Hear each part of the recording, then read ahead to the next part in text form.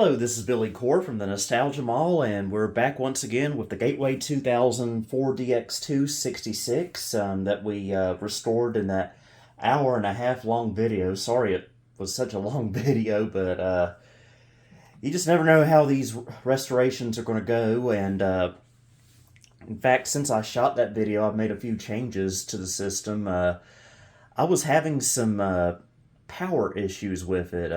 Like when I would have the cover on, occasionally it just would not, I would turn it on and it would not post.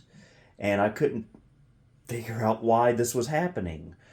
And so I opened it up and did some investigating and discovered that the cage, the little metal cage that the floppy drive and the hard drive, if it had one, was that sits in, was sitting right up against a solder joint on that Dallas clock chip replacement that we put in here. So I'm thinking that maybe it was getting shorted out. So I just put some electrical tape and a piece of paper between the two, and so far I haven't had any more posting issues. So we'll hope for the best that that fixed it. And I've also replaced the CF card adapter. It was in the back, but I replaced it with one here in the front just for easier access. But the main reason for this video is that, you know, for years and years and years, I've held a bit of a bias. I have always firmly believed that Windows 95 was not appropriate for a 486. So I decided to challenge myself on that since I got this computer, and since I'm able to easily hot swap OSs.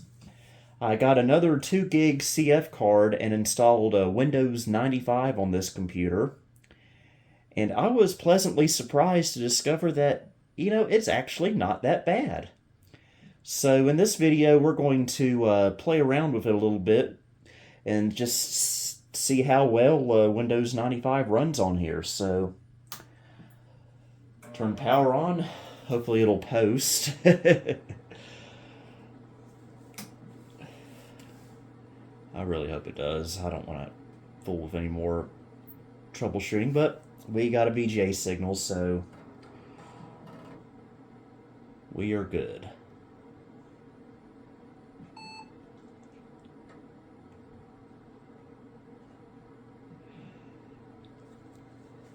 Sorry for the refresh rate there. Okay, that's a little better. We'll adjust the refresh rate in Windows once it boots. This is actually Windows 95A. I originally installed RTM but upgraded it to A, but it's essentially still RTM in my book.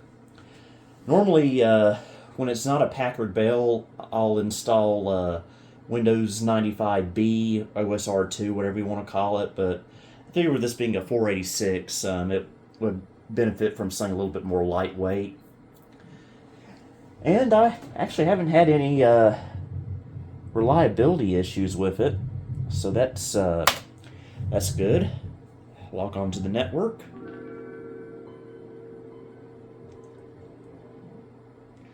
And here we are.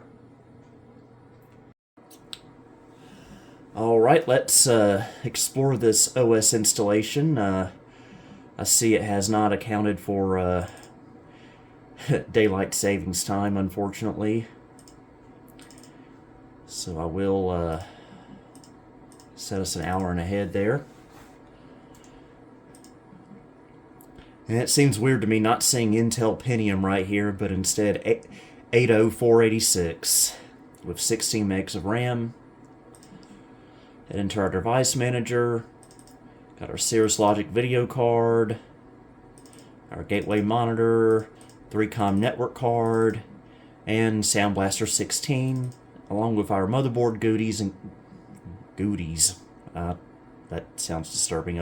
Goodies with an Intel Aries 486 PCI set with ISA bridge.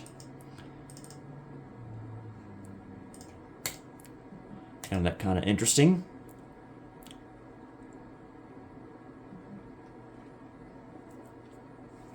Okay, I think we need to adjust our time zone thing because it keeps going back to an hour early because today was the beginning of daylight savings time. It's Sunday, March 12th.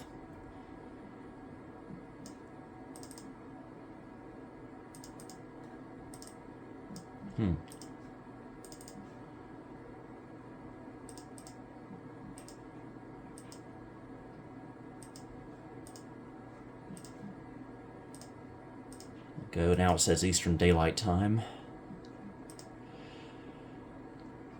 Hopefully that's the only problem we run into in this video. But so far, running really nice. I must admit, here's everything I got installed. Installed most of my Windows 95 software. There were a few things I couldn't install, namely Monster Truck Madness that requires a Pentium.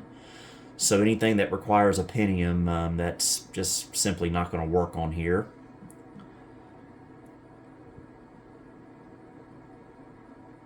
Got Encarta 96, Works 4.0, and Office 95, which works just fine on here.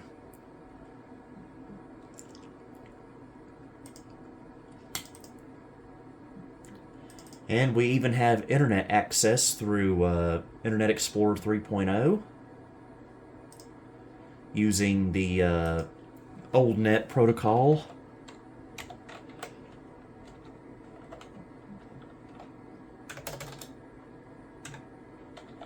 Let's see if we can go to the Gateway's website. And this is set to December of 1996.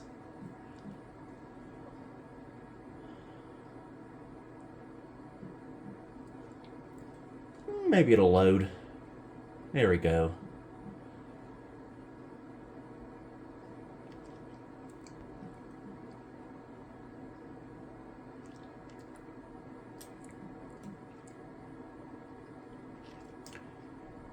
Powered by Gateway 2000. I like that little button there. I think I might save that, actually, for future use. You never know. Okay, now for some games. What should we start off with? Well,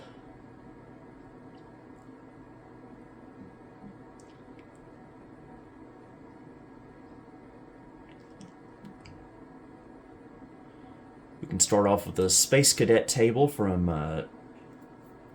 Microsoft Plus.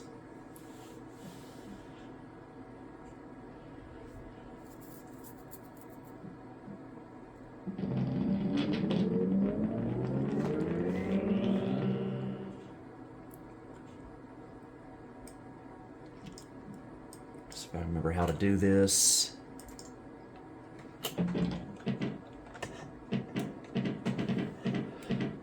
Got the phone in the way, so it's hard to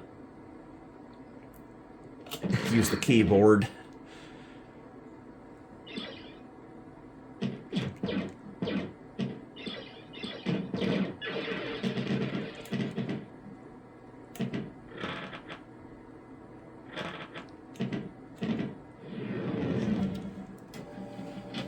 So that runs like silk. What else can I show off on here, I wonder? And I got a Return of Arcade with some good old-fashioned, honest-to-goodness Pac-Man.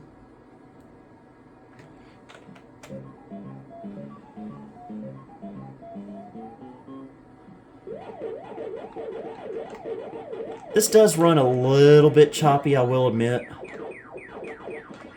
And this is a game that will not run on Windows 3.1. At least I don't think it will. Yeah, I'm pretty sure it doesn't. You can see it's just a little bit sluggish, but still completely playable.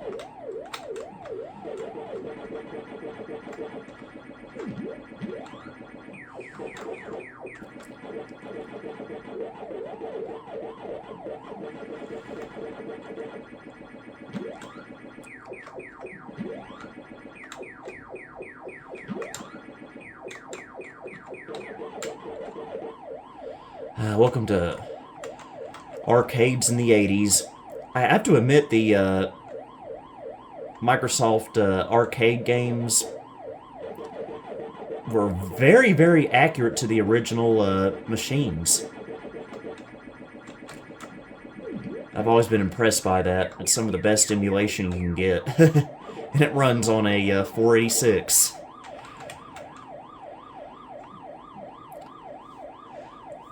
Now, I think the main thing this computer has going for it, for why 95 is running so well on here, is because this is a DX266. And I think anything below that, we'd start having a little bit of speed issues. Especially if we were running an SX. That would be, that would not be a pleasant experience. And no, I highly do not recommend running Windows 98 on a 486. You can, it's compatible, but I just know that's not going to be pleasant. Now, I have been waiting to do this on video, just so we can experience this together. This is something I've been curious about for a long time. Will Earthworm Jim for Windows 95 run well on a 486? Let us find out today. So I've never ran it on anything below a Pentium 75, which on a 75 Pentium runs just fine.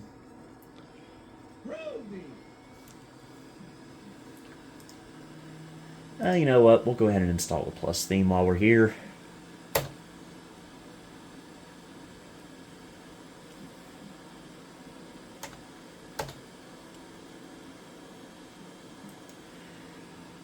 From the system requirements I've seen, this does support 486 CPUs.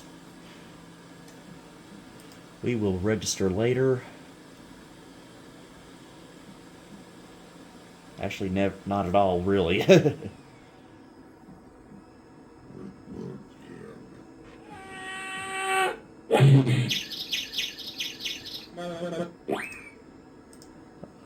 I'm going to adjust the CD music audio a little bit.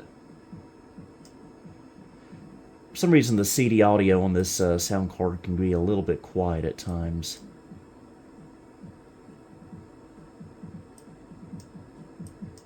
I think I need a new CD audio cable, to be honest with you. May have made that a little too loud, actually. But let's start a new game.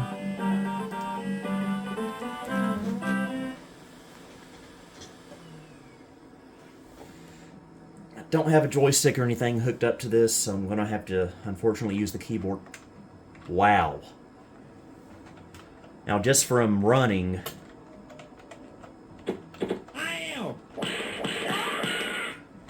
I have to say, this is running smooth as silk. Now, I don't remember the exact system requirements for this game.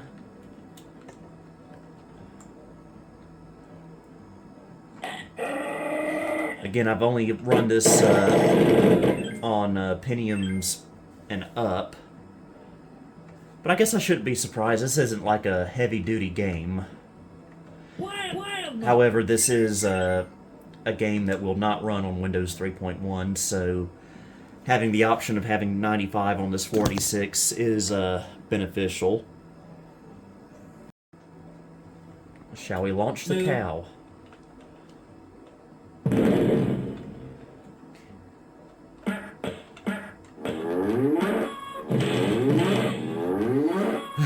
Cow has been launched. What are the buttons?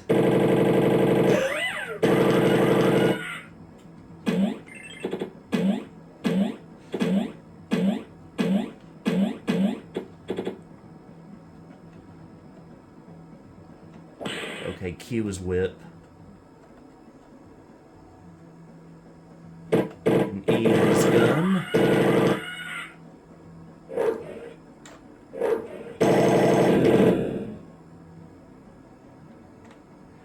Yeah, I need to do something about the CD audio on this computer.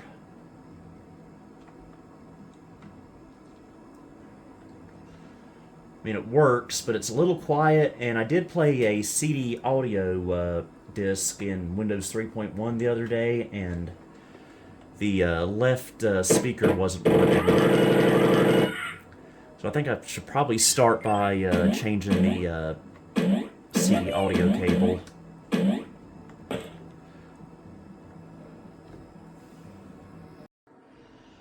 Okay, I hope you enjoyed this brief video of Windows 95 running on this 486. I am genuinely impressed. It runs just about as good as a Pentium. I am extremely surprised. And that's a pleasant surprise as well. So I will be using Windows 95 quite a bit on here, but admittedly I will be using 3.1 most of the time on here. It just feels more appropriate, but Windows 95 gets a thumbs up for me on this computer. And I think another thing that may help this computer is, I'm not sure if it has any, but I think it might have a little bit of L2 cache in it, so that might be giving it a little bit of a speed boost there. So yeah, I've been wrong all these years. Windows 95, at least on a 486 DX2 66, it runs just fine. So I hope you enjoyed this video. Until next time, this is Billy Core, signing off.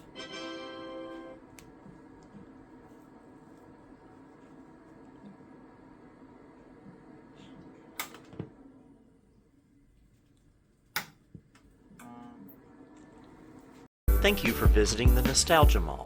If you liked what you saw, please like, subscribe, and follow me on Facebook, Twitter, and Instagram. You may also support me on Patreon if you would like. Until next time, this is Billy Core, signing off.